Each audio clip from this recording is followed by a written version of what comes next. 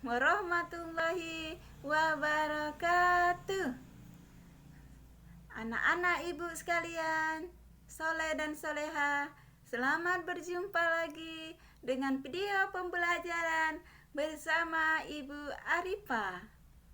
Anak ibu soleh dan soleha, hari ini ibu akan membahas tema pelajaran kita melalui video pembelajaran ini dengan tema koda dan kodar. Sebelum ibu memulai pelajaran koda dan kodar, ibu ingin anak-anak ibu sekalian menyimak cerita yang ibu akan ceritakan. Ada dua persahabatan yang bernama Ani dan Wati. Mereka, Ani dan Wati, duduk di bangku kelas 6 SD. Mereka bersahabat dari kecil. Mereka tidak pernah berselisih, malah mereka saling membantu satu dan satunya. Ani dan Wati berbeda jauh dari kehidupan ekonomi orang tuanya. Ani dilahirkan dari keluarga yang mampu, tapi dia tidak sombong, tidak merasa angkuh, dan merasa tinggi hati. Malah Ani memanfaatkan keadaannya itu untuk saling berbagi dengan kawan-kawannya. Begitu juga si Wati, walaupun dia terlahir dari keluarga yang kurang mampu, dia tidak berkecil hati, tapi dia bersabar dan menerima semua apa ketetapan yang diberikan Allah kepadanya, karena dia meyakini sepenuh hati bahwasanya apa yang telah terjadi di muka bumi ini, termasuk kejadian yang telah dia alami, itu adalah kehendak dari Allah Subhanahu wa Ta'ala. Anak-anak sampai di sini paham kan apa yang cerita ibu? Sekarang kita lanjut ya anak-anak. Setelah beberapa tahun kemudian, Wati mengalami musibah di mana ayah Wati meninggal dunia. Betapa sedihnya si Wati hidup tidak punya ayah. Yang biasa kita katakan itu adalah anak yatim. Namun demikian, Wati tidak bersedih berlama-lama. Dia merasa itu adalah kehendak Allah Subhanahu wa Ta'ala, maka dia bersabar menghadapi apa yang telah ditetapkan kepadanya dari Allah Subhanahu wa Ta'ala. Dia tahu bahwasanya kematian, kelahiran adalah itu kehendak Allah Subhanahu wa Ta'ala, yang mana kita tidak mengetahui kapan itu terjadi, karena semua itu telah ditetapkan oleh Allah Subhanahu wa Ta'ala. Anak-anak ibu yang soleh dan soleha, sekarang kita masuk di pembahasan kita, yaitu koda dan kodar. Sekarang ibu membahas koda. Apa arti koda anak-anak? Adakah anak-anak ibu yang mengetahui apa arti koda? Koda adalah ketetapan yang telah ditetapkan oleh Allah Subhanahu wa Ta'ala kepada makhluk-makhluknya sejak zaman ajali, yang mana ketetapan itu tidak bisa dirubah.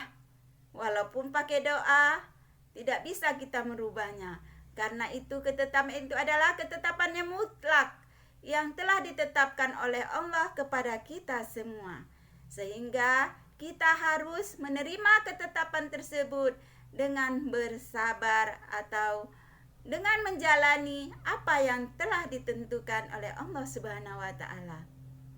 Anak-anak ibu harap anak-anak paham dengan apa yang ibu katakan tadi. Begitu seterusnya, ada kaitannya koda dengan cerita ibu yang ibu ceritakan terlebih dahulu tadi di awal. Kematian ayah Wati itu adalah salah satu contoh di mana itu adalah ketetapan oleh Allah Subhanahu wa taala. Di sini ibu membahas contoh-contoh yang telah ditetapkan oleh Allah Subhanahu wa taala, yaitu qada. Satu contohnya adalah kematian. Kematian itu tidak bisa kita hindari. Karena setiap manusia akan mengalami kematian. Sesuai dengan ayat Allah Subhanahu wa taala, kullu nafsin ja'ikatul maut. Setiap yang bernyawa akan mengalami kematian.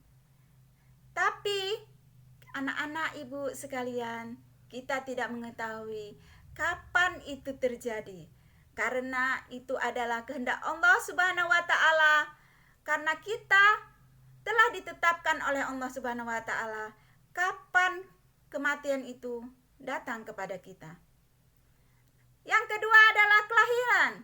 Begitu juga kelahiran. Kita tidak bisa meminta sama siapa kita dilahirkan. Kita tidak bisa meminta ayah kita orang yang kaya. Kita terlahir dari orang kaya, atau kita terlahir dari ayah presiden, atau kita terlahir dari ayah yang berpangkat. Itu tidak bisa, anak-anak. Kenapa? Karena kelahiran itu adalah kehendak oleh Allah Subhanahu wa taala. Sebelum kita dilahirkan, kita sudah ditetapkan oleh Allah Subhanahu wa taala di Lauhul Mahfuz. Begitu juga yang ketiga adalah contohnya ketetapan Allah. Siang dan malam. Ada siang, ada malam. Pergantian siang dan malam adalah Allah yang mengaturnya. Dan begitu juga seterusnya, terbitnya matahari di pagi hari dan tenggelamnya di sore hari. Itu adalah ketetapan dari Allah Subhanahu wa taala, di mana seorang pun tidak bisa melakukan itu, karena itu adalah sudah ketetapan dari Allah Subhanahu wa taala. Anak-anak ibu yang ibu sayangi, soleh dan soleha. Contoh yang lain adalah bagaimana kita lihat bumi, planet-planet lainnya, bulan, matahari berputar pada porosnya masing-masing. Itu adalah kuasa dari Allah Subhanahu wa taala. Itulah yang dikatakan qada. Dan selanjutnya adalah pasang surutnya air laut. Siapa di antara anak-anak ibu yang pernah ke laut, ke pantai, pasti anak-anak akan melihat. Terkadang air itu surut dan terkadang air itu pasang. Pasang surut air laut itu juga merupakan ketentuan dari Allah Subhanahu wa taala. Apa hikmah di antara qada, anak-anak? Hikmahnya adalah kita yakin bahwasanya Allah itu maha kuasa. Allah itu menentukan sesuatu sesuai kehendaknya yang tidak bisa kita rubah. Keyakinan kita itu termasuklah hikmah di dalamnya. Begitu juga, apalagi anak-anak, kita harus bersabar. Kita bisa menjadi orang yang bersabar apabila kita meyakini qada, kehendak Allah tersebut. Dan begitu juga kita tidak akan menjadi orang yang sombong apabila kita meyakini, benar-benar kita yakini apa yang telah ditetapkan oleh Allah kepada kita. Selanjutnya, pembahasan kita berganti kepada qadar. Anak-anak ibu yang manis, soleh dan soleha, apakah anak-anak ibu tahu apa arti qadar? Qadar adalah ketentuan yang telah ditetapkan oleh Allah Subhanahu wa Ta'ala kepada semua makhluknya. Namun qadar itu bisa berubah melalui doa kita, anak-anak ibu yang manis-manis. Contoh dari qadar adalah anak-anak ibu mau mendapatkan ranking 1, atau anak-anak ibu mau merebut juara 1. Sebelumnya anak-anak tidak mendapat juara. Anak-anak rajin belajar.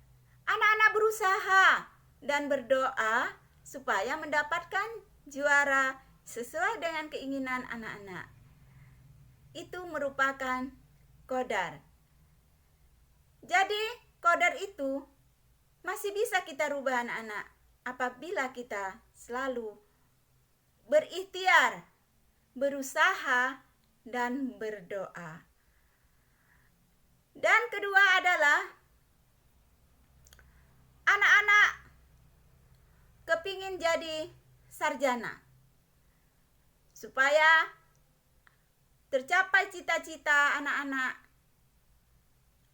harus rajin belajar. Sarjana itu tidak bisa kita raih apabila kita tidak berusaha. Makanya kita harus berusaha dengan giat. Supaya apa? Supaya apa keinginan kita tadi bisa kita capai. Kita tidak hanya berikhtiar, anak-anak, tapi kita harus berdoa. Rajin berdoa, itu Allah akan mengabulkan, menjabah doa-doa kita. Itulah yang dinamakan qadar. Apa hikmah qadar? Hikmah qadar adalah kita tidak menjadi seorang yang sombong. Kenapa? Karena segala sesuatu kita meyakini bahwasanya kalau Allah telah menentukan, kalau kita tidak berikhtiar, kita tidak berdoa, maka apa yang kita inginkan belum tentu bisa kita capai. Tetapi apabila anak-anak rajin berdoa, sholat, melaksanakan sholat, tidak tinggal sholatnya, rajin ibadahnya, dan berusaha berdoa, belajar keras, pasti apa yang anak-anak inginkan pasti akan tercapai. Itulah yang dikatakan takdir. Karena takdir itu ada terbagi dua, takdir mubron dan takdir mu'allaq. Ada takdir yang bisa berubah seperti qada tadi. Ada takdir yang tidak bisa diubah seperti qada. Dan ada takdir yang bisa diubah seperti qadar. Jadi di sini kita bisa mengambil kesimpulan, anak-anak ibu yang manis-manis, yang saleh dan soleha, bahwasanya Allah telah menetapkan semua kepada kita selaku makhluknya. Ada ketetapan yang bisa kita rubah, kita kejar dan berusaha sekeras mungkin supaya kita mendapatkan apa yang keinginan kita. Ada juga ketentuan-ketentuan Allah yang tidak bisa kita rubah. Itu semuanya harus kita terima, karena semuanya itu adalah ketentuan dari Allah Subhanahu wa Ta'ala.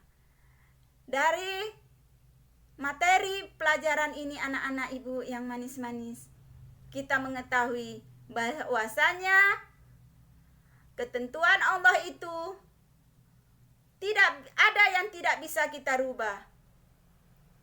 Harus kita jalani dengan keyakinan, kesabaran, ketakwaan kita, sehingga kita nantinya menjadi orang yang bertakwa. Dan begitu juga ada takdir, qadar yang bisa kita rubah, supaya kita bisa meraih apa yang kita cita-citakan. Kita harus bersungguh-sungguh, harus rajin, dan harus bertawakal kepada Allah, dan selalu berdoa, dan harus selalu berikhtiar, bekerja keras. Demikianlah anak-anak materi kita pada hari ini. Sampai berjumpa lagi di materi ibu yang akan datang.